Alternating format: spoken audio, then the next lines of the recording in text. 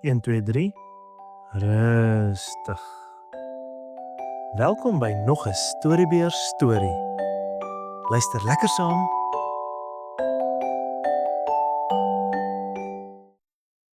Die waaier. Elke keer wanneer Boetie by die groot elektriese waaier verbystap, kry hy so lus om met die pragtige wit en blou waaier te speel. Dan wil hy sommer net die knoppies druk en kyk hoe die waaier vinniger of stadiger waai. Middag, wanneer dit so vreeslik warm is en Boetie so 'n bietjie op die bed gaan lê en rus, skakel mamma altyd die waaier aan, sodat die koel lug so heerlik oor hom kan waai. Dit waai nie net oor hom nie, want as die waaier so heen en weer draai, gaan die koel lug oral deur die kamer en word die hele vertrek koel.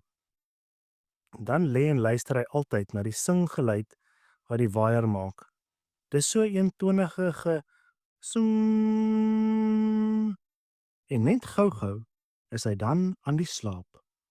Elektriese toestelle is gevaarlike goed, sê mamma altyd. As daar iets met hulle verkeerd loop of as kinders aan die elektriese proppe en drade loop, kan hulle doodskok. Boetie het al baie vir mamma die stofsuier of ketel of van die ander elektriese toestelle aangeskakel terwyl sy kyk dat hy dit reg doen. Hy mag net nie daarmee lol as sy nie daar is nie. Ai, hy wens daarom hy kan heeldag met so 'n waaier speel. Toe Boetie weer een keer deur die eetkamer stap, sien hy die groot waaier daar staan. Dit waai die koel lug so stadig heen en weer deur die kamer. Hy stap nader en gaan staan voor die waaier. Sal ek nie maar net een knoppie druk nie? Wonder hy. Stadig kom hy met sy vinger nader en klips, druk hy die knoppie. Die waaier hou niks daarvan dat kinders met hom moet peter nie.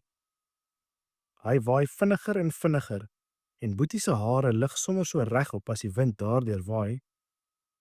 Dan druk hy weer 'n knoppie en die waaier word sommer baie kwaad en hou op met waai. Hoekom hou die waaier nou op met waai? Wonder Boetie weer. Wag, miskien het ek 'n verkeerde knoppie gedruk. Net toe hoor hy mamma aankom.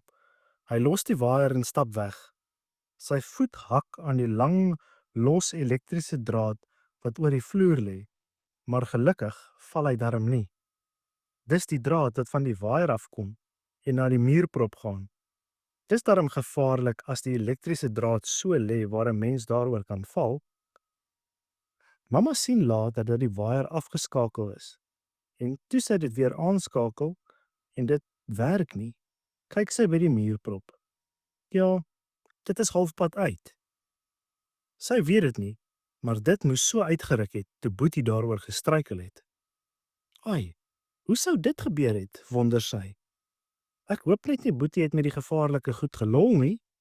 Hy kan so maklik seer kry of doodskok. Sy skakel dit weer aan en staan nog so rukkie terwyl die koel lug oor haar waai.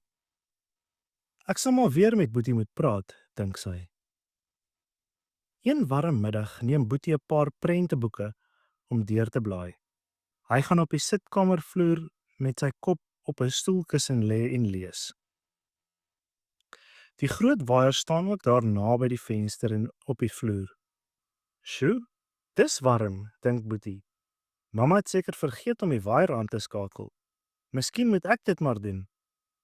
Die groot waaier sien Boetie so na aan hom lê en kyk.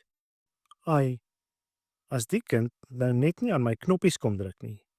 Sy ma het mos nou die dag vir hom weer en weer gewaarsku om nie met my te speel nie, dink die waaier.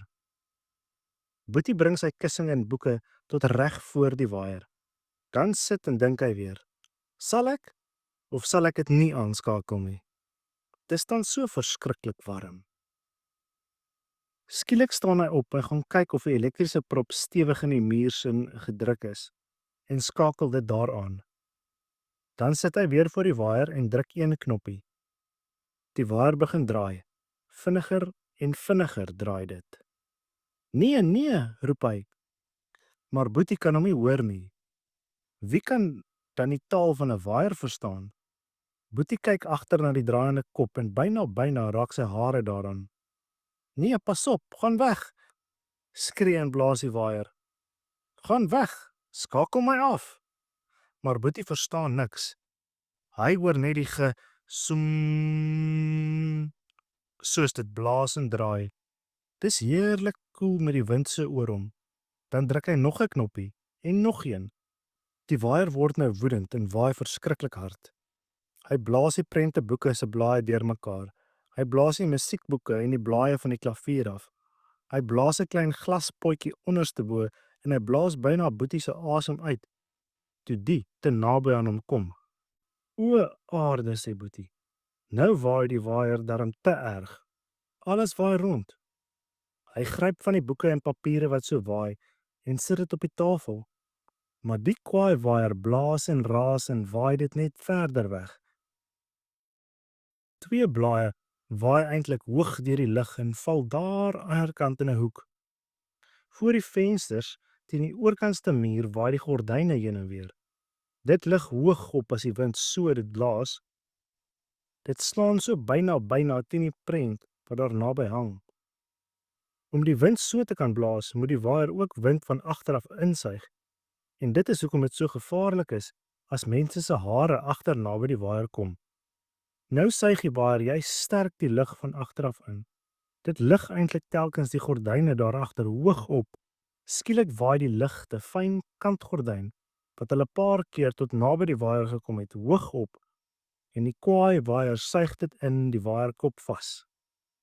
Die waaier ruk en pluk en skeer 'n stuk gordyn af en maak 'n snaakse skreeugeluid terwyl dit so heen en weer ruk en pluk. Skielik ruk dit heeltemal onderste bo en stamp 'n tafeltjie met 'n vaas vol blomme daarop heeltemal om. Die blomme val uit en die waaier loop oor die mat. Die waaier is woedend. Hy gee 'n snaakse reuk af. Hoekom het die kind nie na sy ma geluister nie? Toe mamma Boetie se benoude geroep hoor, kom sy dadelik. Verbaas kyk sy na die deurmekaar sitkamer. Oral sien sy musiekboeke en papiere lê. 'n Paar tydskrifte lê rondgestrooi. 'n Blompot lê op die vloer in 'n waterplas. Die tafeltjie is onderste bo en kyk net die kantgordyn. Dit is stikkend en kyk. Daar lê die groot waaier ook om. Iets ryk snaaks ook. Dis 'n warm elektriese draad of iets in die waaier wat so ryk. Gou skakel mamma die prop by die muur af. Hoekom alles so lyk, hoef sy nie te vra nie, want Boetie staan eenkant en huil. Mamma kyk en kyk na Boetie. Sy het hom al so baie gewaarsku om die elektriese goed uit te los. Sal hy dan nie luister voordat sy hom nie gestraf het nie? Boetie huil al meer. Hy huil omdat hy geskrik het. Hy huil omdat hy weet hy het verkeerd gedoen en die oorsaak is van die deurmekaar spul en die stukkende gordyn. Hy huil omdat hy spyt is oor wat hy gedoen het en hy huil sommer ook omdat hy bang is dat hy sal pak slaag kry. Dan gryp hy mamma om haar bene en druk hom styf teen haar naar. Mamma druk hom ook vas en sê: "Ai Boetie, jy moet daarom gerus luister as ek met jou praat. Ek sê nie onnodig vir jou dat 'n ding gevaarlik is as dit nie so is nie." Natuurlik het Boetie weer beloof, soveel keer tevore, om nooit weer aan die waaier te vat nie. Hierdie keer het hy bedoel wat hy beloof het. Nee, kyk, hy het darm te groot geskrik. Ai, en kyk net hoe lyk die gordyn. Toe help hy vir mamma om alles weer reg te pak en die sitkamer aan die kant te maak. Hulle haal die stukkende gordyn af sodat dit eers reggemaak kan word. Nadat alles aan die kant is, gee mamma vir Boetie 'n glas koue vrugtesap en toe gaan lê hy doodstil en blaai deur sy prenteboeke. Fluit, fluit. My storie is uit.